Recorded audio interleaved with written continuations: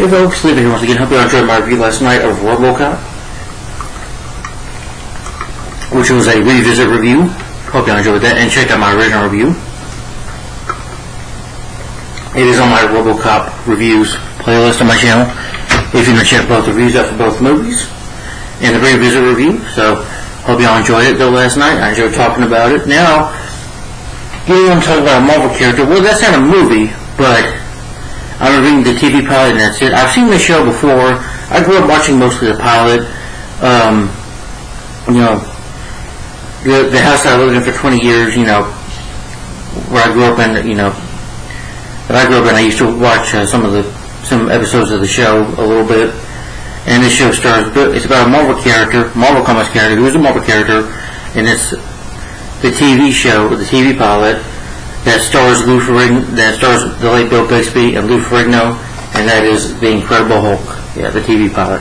On here for special features, though, you got a sneak preview inside the making of the Hulk, Ang Lee's Hulk. It really did a commentary on both episodes by our director and producer Ken Johnson. You did both episodes, the pilot, and of course an episode called Mary. Special introduction by The Incredible Hulk, star Lou Ferrigno, talking about how he got on to The Incredible Hulk, and that he was starring in Pumping Iron at the time, and got to star in this, that he had to wear the makeup and stuff. So this was, I think the pilot was 1977 or 78, so at the time, there was no CGI, so he had to wear makeup and stuff for the Hulk, And it's good makeup and a wig, and Lou Ferrigno is, I think, deaf in real life, so they had to put a wig on him and stuff in order for him to hear what was going on.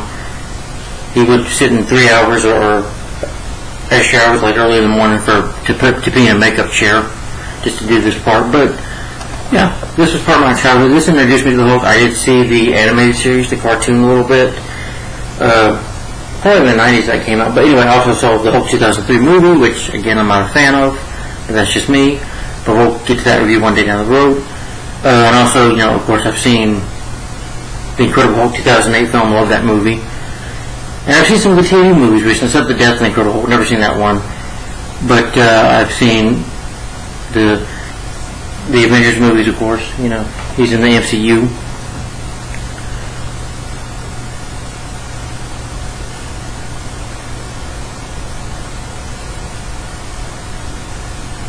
Yeah, of course, The Incredible Hulk was created by Stan Lee and Jack Kirby, I believe.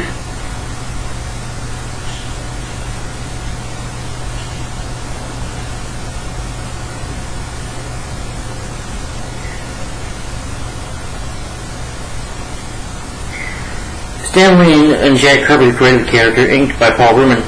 Seems influence from Frankenstein and Dr. Jekyll and Mr. Hyde as described the Hulk's creation. And of course the Hulk's name is Bruce Banner, and here in the show it's David Banner, but his middle name is Bruce.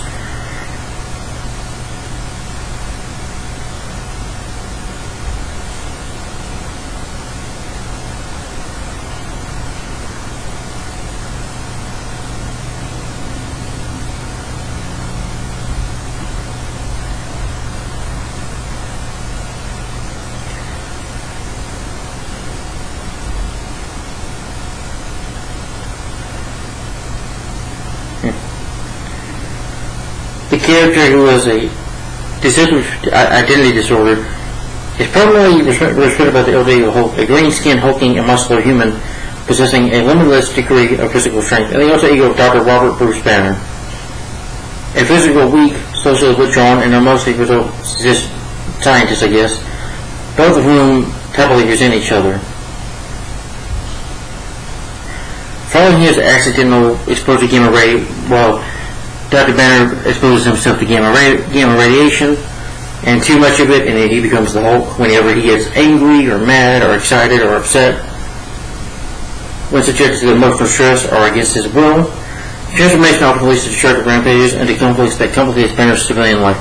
The Hulk's level of strength is only completed to his level of anger, commonly presented as a raging savage. The Hulk has been represented with other egos from a mindless destructive force to brilliant warrior. I guess some different stuff in the comics. He has a cousin, of course, She-Hulk.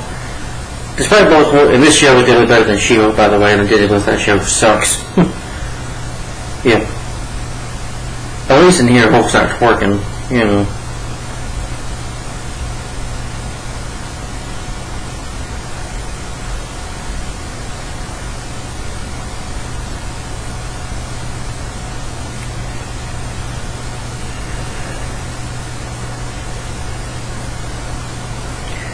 and you do have the Hulk in Space movie, the Planet Hulk, which I've seen that movie before, but definitely giving that review some time. But I'm just talking about the show itself. Is in early 1977, Frank Pierce, head of Universal Television, offered producer and written Kenneth Johnson a deal to develop a television show based on any several characters they licensed from the Marvel Comics library. Johnson turned down the offer at first, but then while reading the Victor Hugo novel, I can't say it right, he became inspired and began working in development for the Hulk into a TV show. Johnson made several changes from the comic book that was possibly to translate into a live-action show that was more believable and acceptable to a wide audience, and also because he disliked comics, though felt it best to show be as different from the source material as possible. See? Different. And the character's origin story, rather than being exposed by gamma rays during atomic testing explosion, Banner is gamma irradiated and more in a low-key laboratory mischief during a test on himself. Another change was Banner's occupation from physician to medical researcher physician. Although the comic book of Hulk's degree of speaking ability has spread over the years, the television Hulk does not speak at all. He merely growled and roared. Hulk co-creator Stan Lee later accounted, when we started the television show, he said to me, Stan, I don't think the Hulk should talk. The minute he said that, he knew he was right. In the comics, I had the Hulk talking like this, Hulk crush, Hulk get him. I could get away with it in the comic, but that would have sounded silly if he spoke in the television show, which it would, I agree. The Hulk's strength is far more limited than the comic book. When Johnson felt it was necessary for the show to be taken seriously by viewers, the Hulk still retained a healing factor. However, for instance, the harder they fall, I didn't say the harder they fart, I said the harder they fall. Banner in a serious accident service his spinal cord, leaving him permanent. But after his transformation to the Hulk, he's able to walk within minutes while in the form. And Banner's spine is completely restored at the end of the episode. I remember one of the episodes when he was in the hospital when he gets out because can't be in doctors because he'd get upset or frustrated.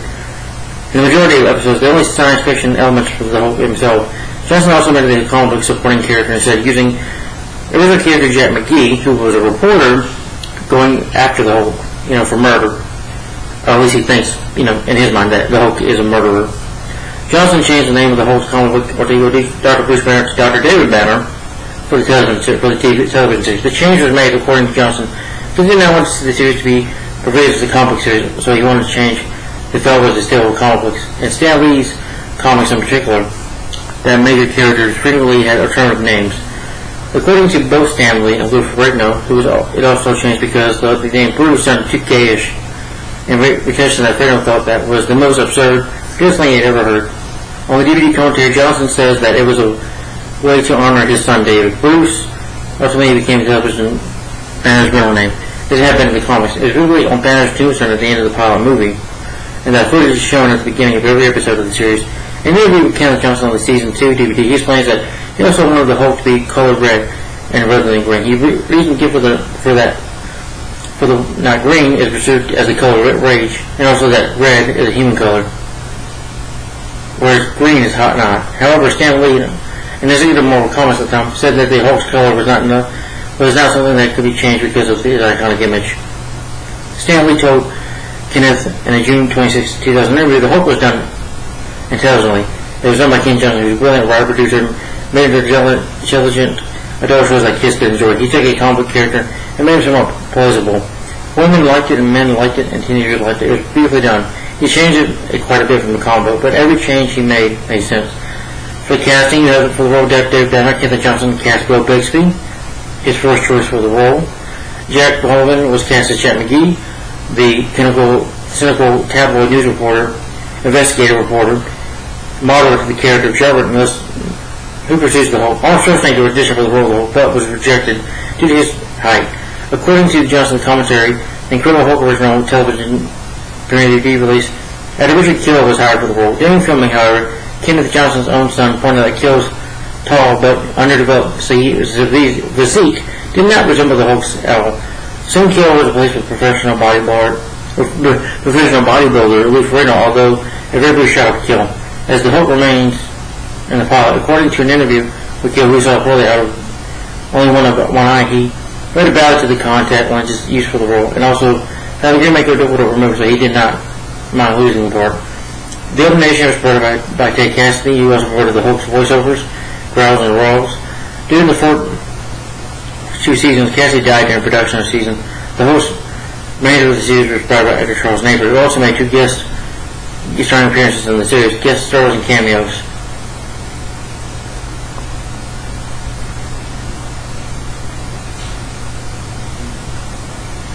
Lou Ferrigno appeared as a character in the series. Stan Lee and Jack Kirby make cameos. I know that I think Stan Lee's first Marvel movie, because remember Stan Lee, may rest in peace. Stan Lee, would also do cameos in his Marvel movies. And I think the first one was the trial of the Incredible Hulk, when he was one of the jurors. Unfortunately, the Hulk's makeup was quite monstrous, but after both pilots, the first 2 weekly episodes meet application, the makeup used to transform from Fredo into the Hulk took 3 hours. The hard contact tested Fredo wore to some of the Hulk's green eyes had to be removed early 15 minutes because he found wearing the vision painful. The green fire wig he wore, as Hulk was made of dyed dedicated music. Joe Bernard did the music score, like for The Lonely Man and for the opening series, I guess, which is really good. The show's main thing, Lonely Man, which I like, I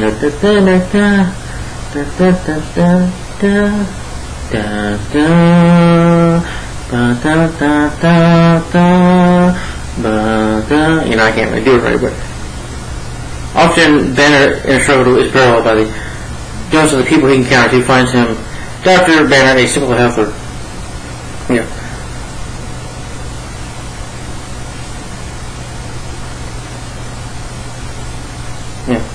Even Lou Ferrigno says that deep down there's a little Hulk inside of all of us, because we all have sometimes a little anger in us. Bill Bixby does a great job as Dr. David Banner. He really, you can consider the character a dramatic character, especially with the pilot episode. Bill Bixby does a fantastic job at being dramatic, and you feel sorry for him, for what happens to his character. But in becoming the Hulk, and the Hulk is his own kind of character as well. Jack Horn does a great job as Chair McGee. He's throughout the series, he's trying to find the Hulk, and anytime David runs into him or sees him, he tries to hide or tries to, make sure he doesn't see him because he thinks he's dead.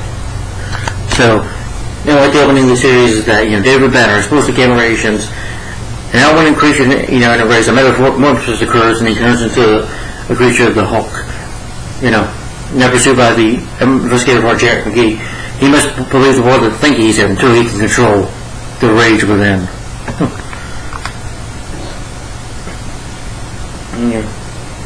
Okay, this pilot was 1977. Okay. For the premise, though, David Banner, PhD physician and scientist employed at California Cobra Institute, is traumatized by the car accident that killed his beloved wife, Laura. This is the pilot. There were 100 bodies to save her. Banner and his research partner, Dr. Elena Marks, study people.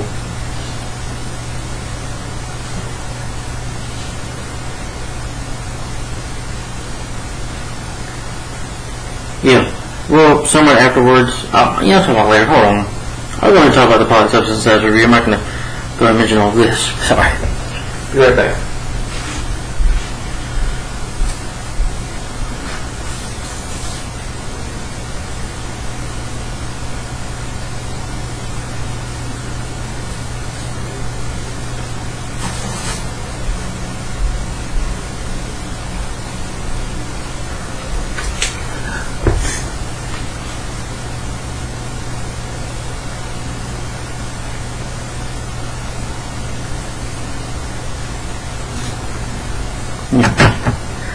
Okay, I'll get to talk about the pilot itself. Yeah, we'll just go ahead and do that and then just go to the plot and over and over again. So,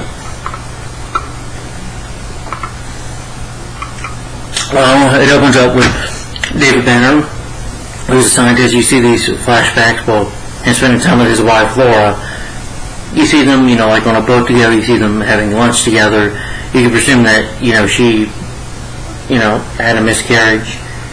You see them playing with a cat, a kitty, and you see the movie that they're happy life together as they're enjoying their life together until one day her and David are driving a car, and the car the tire goes flat, the tire just breaks, and the car flips over. They get into a wreck, and it's burning, it's going to blow up, and David, the door opens, and he, gets thrown out of the car, and he's trying to save his wife, Laura. He's trying to pick up the car, but he can't do it, and sadly she dies. As you see David, this is all a dream, David waking up, and you see the sadness in his eyes of what happened, how traumatized he is by this. And basically that was like almost a year ago, about 11 months ago. The memory haunts David for 11 months. He even goes to therapy, has a hard time going back to work. He goes to his work at the Culver Institution, where he works with Elena Marks. Their job is to interview people and run tests on them. Basically, you find out these people have like extraordinary strength, and David and Elena are trying to figure out why these people have that strength. First, you have this lady who saves her son, BJ. Yeah. But I do like moments between David and Elena. You see that some good chemistry between them that they can show around each other, but you see that there's maybe a spark there between them.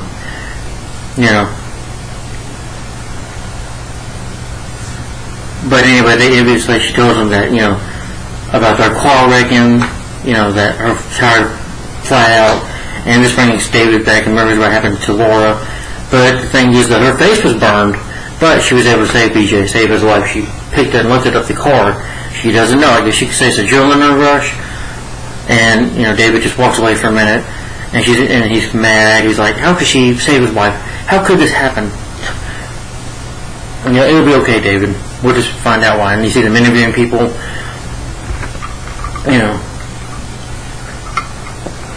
people are able to lift stuff or break stuff or kick stuff that a normal human can't do, when they're in these dangerous situations. They just have strength, and they're doing running tests on these people.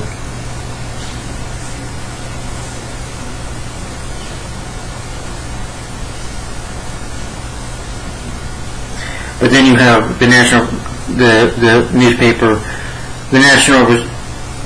Register newspaper finds out about David's research, and then you have the investigator, the reporter himself, Jack McGee, wants to interview David, introduces himself to him, and David's like, no. Your paper, just cares more about the story, and David, all you do is complain about rape, murder, and all that. None of those candidates have to do nothing with my research, so goodbye. And he's like, well, I never give up, Jack McGee says, and of course David refuses to give him an interview.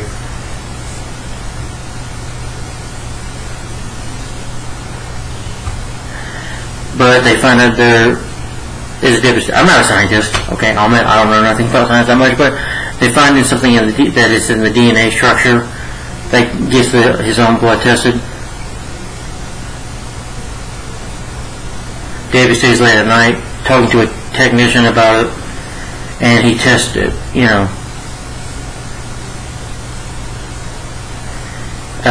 he's able to find out about gamma radiation. He wants to tell Lena the information, but she isn't at home, and he can't call her, so he becomes overly anxious. David goes in the radiology unit at the institute.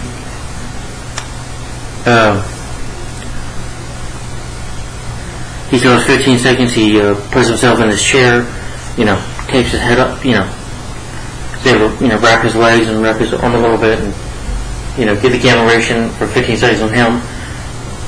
It's about 3,000 gamma radiations. There's a lot more than that, but as Baron thinks, you find out later, but 15 seconds, okay.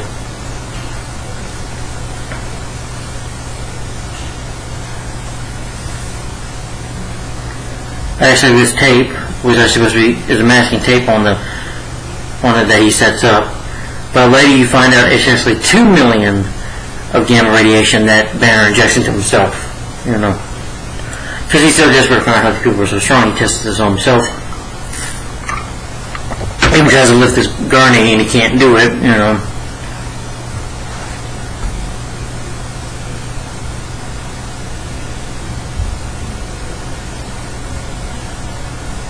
It's really bad, but it doesn't work.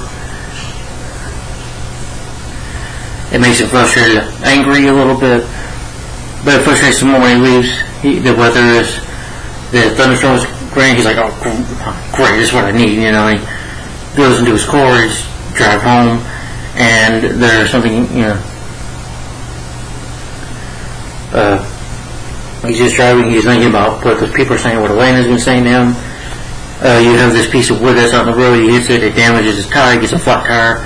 So he's like, great. And so he has to flatten it, you know, he has to change the tire, pulls everything out, you know, trying to get it out, but it's raining and slippery, and he gets a cut on his finger, does it again, he gets cut, like, you know, he gets angry, and then this is where you see his eyes turn green. Anytime in the series where you see Bear's eye turn green, that means the whole transformation is beginning.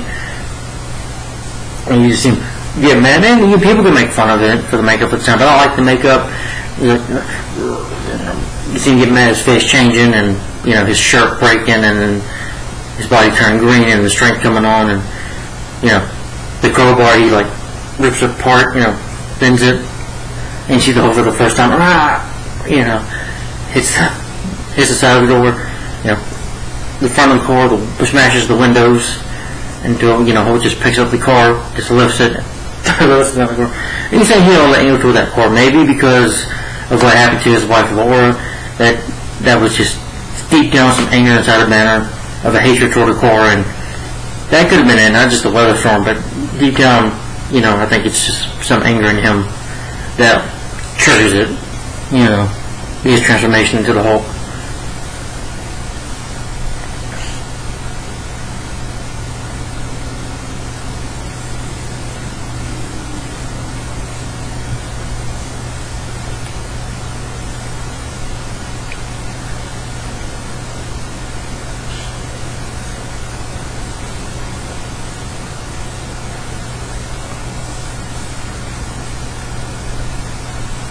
But the Hulk, the Green Creature,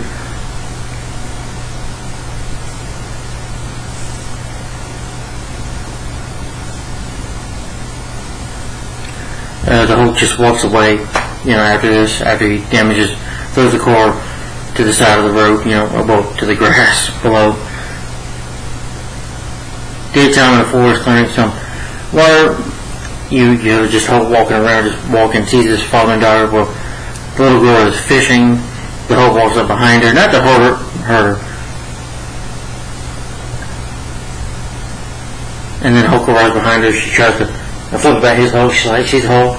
And Hulk, you know, smiles, has this scary-looking smile, but he doesn't want to hurt her. She thinks that Hulk is going to hurt her, so she screams, you know, gets in the boat, and is so freaked out she falls on while she's running. Hulk is like, oh, come on. She's like, no, get away. And then Hulk, you know, grabs this tree, pushes the tree down, trying to help her tell him to get her. She's like, no, go away. He's like, Daddy. And then your dad's calling her, and he's got his gun, of course, and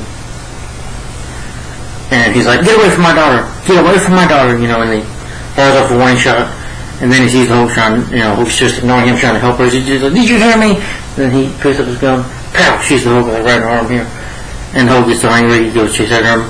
The guy tries to shoot Hulk again, but the gun is jammed, so, you know, Hulk pushes him down, you know, grabs the gun and breaks it, picks it up, throws him about 30 feet into the lake, and just damages their camp and runs away.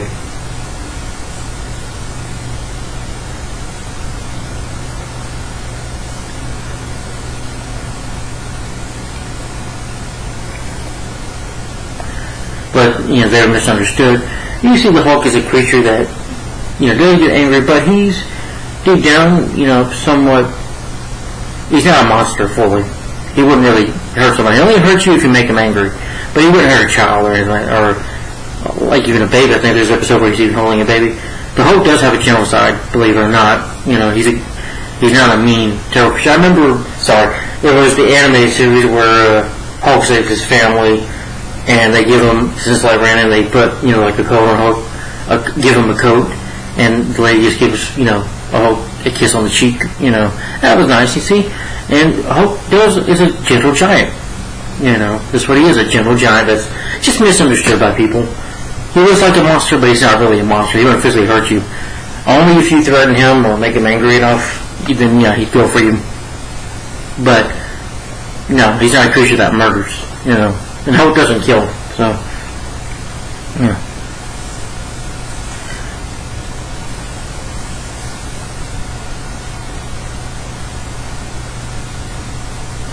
the Hulk, tries to go get some more face injuries. Hulk sees his, he realizes, kind of freaked out by what he looks like. Sees the water, he sees Pang going back to being the white color skin, Caucasian skin on his hand, and touching the water more. And then, as he's calmed down, when he calms down, he turns back into Banner, and Banner's like, oh my god. His eyes turn green, he turns back to himself. So, the only thing David can do is go visit Elena about this. She's like, David, you should have been shot, but it looks like this fool's been here for 3 days. Like, David, what happened? She's like, I don't, he has no memory of what happened. All he can remember is that he left the Institute last night. It was raining, then he's here at her house in the woods, like this with his clothes half off. And he drinks some juice because he's really thirsty.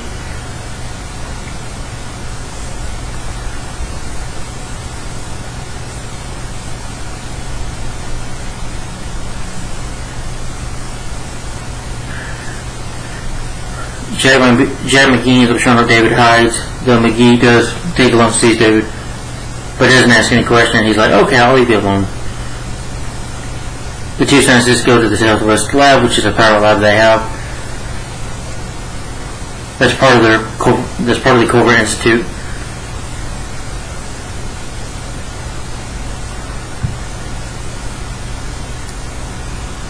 She takes him to this power chamber, this chamber which is made of 2-inch steel, kind of like a volt. And she tells David that he injected himself with 2 million units. He's not even hungry. He's trying to find out how the transformation happened. She's testing his blood. David seals himself in the lantern just in case something happens. Doesn't want to hurt her or anybody.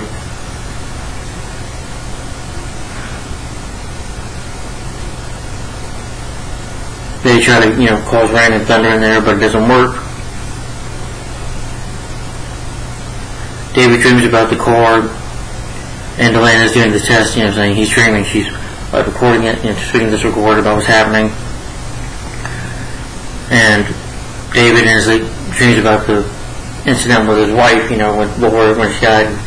It was in the next episode. His eyes turn green and he hulks out. And she's like, Dr. David Banner, then you put a punch out the Hulk's hand.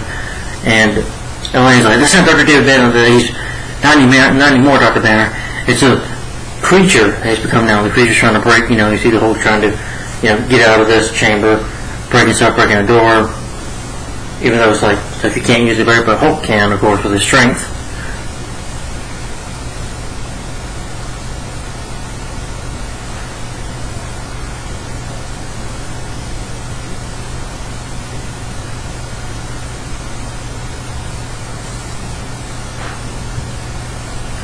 The Hulk is breaking through, he's punching the windows and breaks the door. Eventually he gets out, breaks out of it, and, have the chamber. Eventually he gets out, and she's like, can you speak? Yeah. But Lou Ferrigno does a really good job playing the Hulk here, with his reactions and stuff, on his face. She's like, can I just check your blood? She's like, okay, calm down.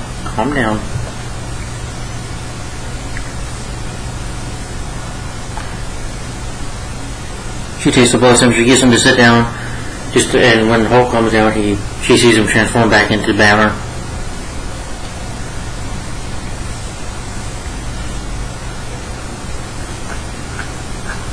And he's like, David's like, oh my gosh, Elena, I could have hurt you. I could have killed you. It's like, no, David Banner is not a killer. We're not talking about David Banner. Yes, we are, she says.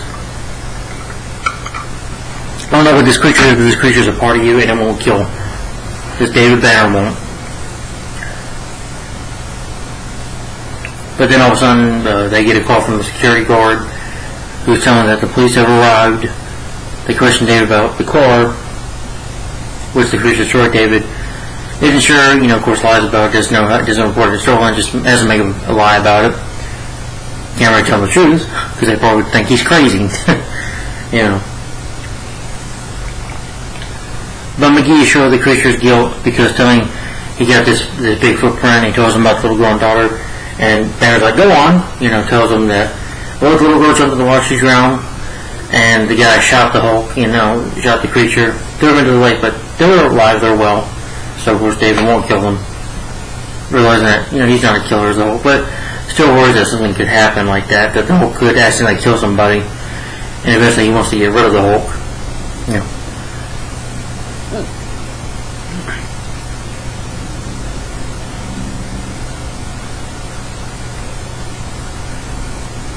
But they deny what he's saying, and they say, good day, Mr. McGee.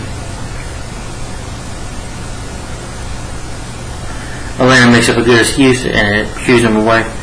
McGee, though not giving up, doesn't give up very easy, like he says. He's, hiding in the bushes. And he keeps watch. The two scientists attempt to use the same equipment that Banner used.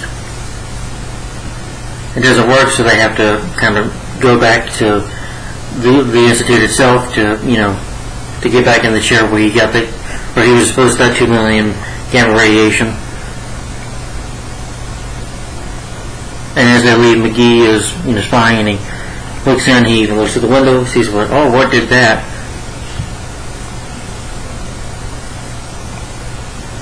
McGee ends up hiding in the store, and he sees the broken window and the Hulk's footprint, and he hides in the storeroom, thinking they're not going to see him.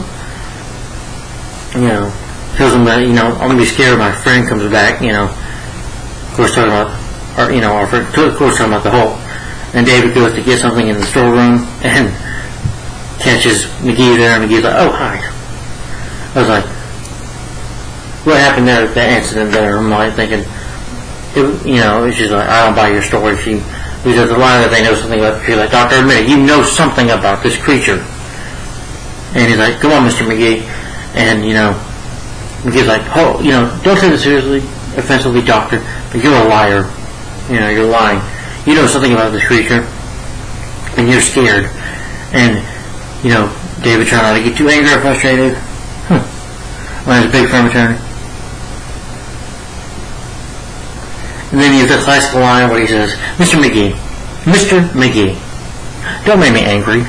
You wouldn't like me when I'm angry.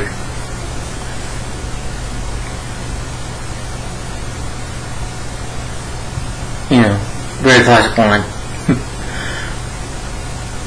But this chemical ends up falling, and it causes a fire, and then it explodes, and the building explodes. Because of it happened because of Jack McGee being there and being so clumsy, dropping the chemical without realizing it, starts a fire. McGee ends up breaking his leg. David gets up and runs toward the burning building. He tries to, Banner, don't go, Banner. Banner goes, he's like, Elena. Elena gets angry and turns into the Hulk. Breaks the door, breaks the inside of it, jumps in, picks up, a piece, yeah.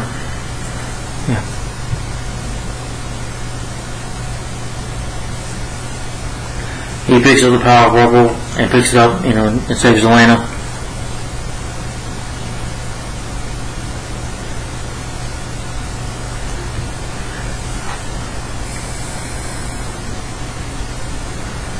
McGee sees this as the villain goes like, Banner, thinking that Banner's dead.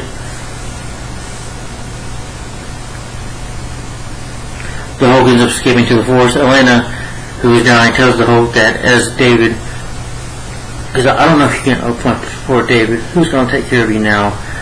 David, I know if you can't understand me, but I love you. I always have been in love with you.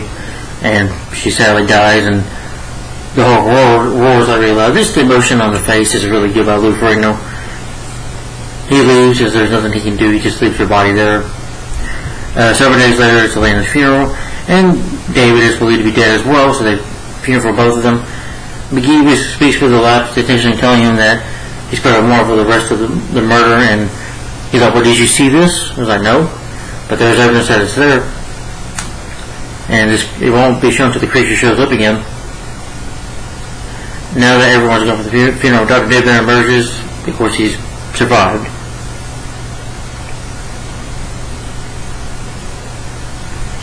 he rubs his hand along her grave and says, admits that he loved her and thought she did the same, that he loved her as well.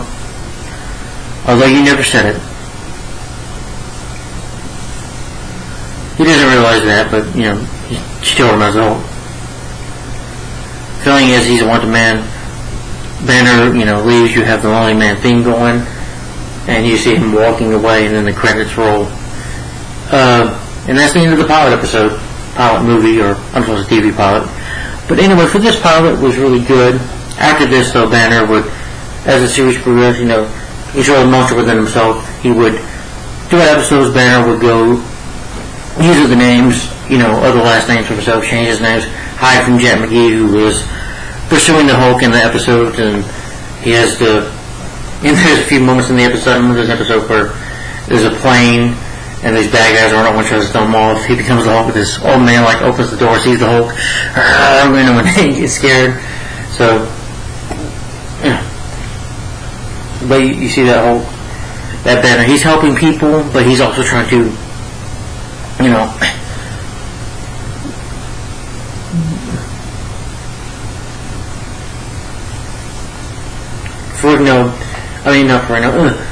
but Wolverine does a good job too. Does a great job playing the monster. Yes, I don't mind the look of the makeup. Hey, the whole 2003 film, the Hulk looks stupid in that. The Hulk looks, it just looks ridiculous. Unlike the whole 2003 film, this wasn't boring. I thought the pilot had a really good, really good plot, a really good story to it. I like David Banner. I like Bill Bixby. He does a fantastic job in the role. He's great. He's good at being dramatic. You didn't need to go into, his history of his entire life of when he was a baby and his dad, like the Hulk they did with the Hulk movie. Yeah, you don't have many was him fighting any guys or anybody, you just pushing the guy. But in the episodes you do have Hulk fighting some people sometimes, or hulking out, which is always awesome to see. And cool to see. And throughout episodes you see him trying to, get himself cured of being the Hulk, trying to get himself cured. And again, though, I think he does a great job, Bill basically original. And the TV pilot for the Hulk, this was really good. I loved it. This is definitely something I grew up watching. I used to have this on VHS. And I got it on DVD.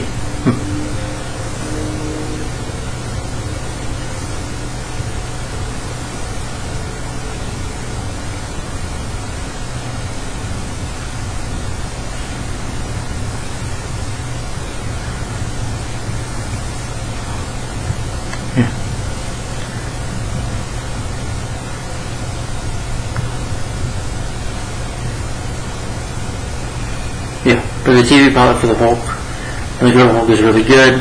I haven't seen the married episode, but the pilot for the Incredible Hulk is really good. If you've seen the series, you know what it's about. You know who stars in it. You know everything about it if you've seen the show. But, yeah. And of course, it was air date was November 4th, 1977. So it was 1977. But, Lou Ferrigno afterwards, after this was the pilot episode movie, this TV pilot was done. He got a call from the producers, and I'm sure they called Bill Bixby too, that he got picked up for a series. And I think the show ended up with 5 seasons, I believe. Yeah. Yeah, with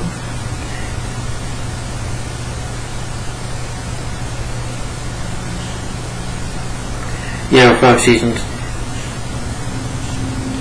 And of course you had the made-for-TV movies, which was The Incredible Hulk Returns, and The Trial of the Incredible Hulk, and The Death of the Incredible Hulk. Yeah, which I've never seen.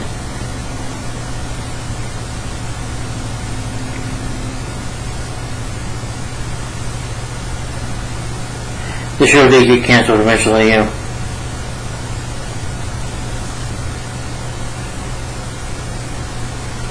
But I think I can say what I say about the Incredible Hulk TV pilot. It's really good. So, definitely a fan of the Hulk. If you're a fan of the Hulk character, great. Definitely I recommend it. It's like, Lou Ferrigno's like Adam was Batman. It's a classic, and Lou Ferrigno's Hulk to me is a classic. And Bill Bixby does a fantastic job. As David Banner, him and Lou Ferrigno are great. Bill Bixby, may he rest in peace. He was a really great actor. I miss him. You know, he was a good Dave. He did a good Dave. He did a great job. So definitely the pilot was worked. It was really good. Now, I'm not going to talk about the series. I'm not talking about all 5 seasons. I could, but I don't own them. Sorry. But I will review the movies. And my next review, so wait a minute, my rating for the TV pilot for The Incredible Hulk is, I'm going to give it 5 out of 5 stars and a thumbs up. It was really good. Here, the drama works. And I feel bad for Banner losing his wife and just having that anger inside of him that he couldn't get out. And when he does, he becomes the Hulk, you know, too much gamma radiation. And, you know, it's not, the acting is really good in the pilot, you know. Elena is a good actress, you know, there's emotion here. Nobody's dead face or deadpanned, you know. You know, all the acting, especially by Bill Bates and Luke Burton, are really good. Yeah, the acting in the series is really good. But it's a good show. It's a good pilot. I definitely recommend it if you want to get your kids into Hulk or whatever. Definitely check out the Incredible Hulk TV pilot. You know, I recommend it. Don't watch She-Hulk. That's terrible. Yeah, don't introduce them to that. No, that's awful. This is definitely better. You know, I recommend this. But that was my review for the TV pilot, The Incredible Hulk. Guys, if you've seen the pilot for The Incredible Hulk, the pilot movie, whatever the hell you want to call it, tell me in the comments down below, what do you think of it, and what do you think of the Hulk as a character? So, alright, stay tuned for another review. What's next?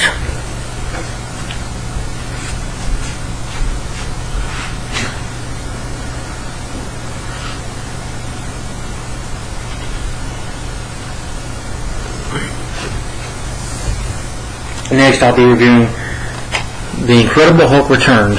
Yes. Probably not today, but maybe sometime next weekend, or Friday, maybe. Just a maybe, but The Incredible Hulk Returns, that's next week. You have Thor in here, so, yeah. But The Incredible Hulk Returns, this will be next. So guys, stay tuned for that. Stay tuned for that, and I hope you enjoyed my review of the TV pilot for The Incredible Hulk. Let me know what you think about it. 5 out of 5 stars and thumbs up for it, and tell me in the comments down below what you think of this, and look forward to my review of The Incredible Hulk Returns, as it'll be next.